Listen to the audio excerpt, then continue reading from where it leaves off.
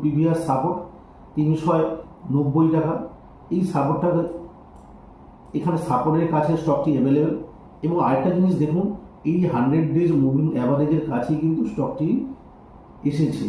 100 days moving অ্যাভারেজকে যদি support নেয় কোনো স্টক, তাহলে সেই স্টকটি সেখান থেকে আপসাইড মুভমেন্ট শুরু করে।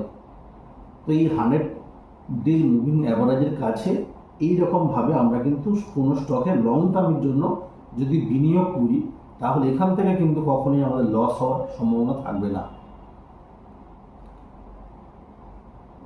বুঝতে পারলেন আমি কি বোঝাতে চাইলাম আপনাদের?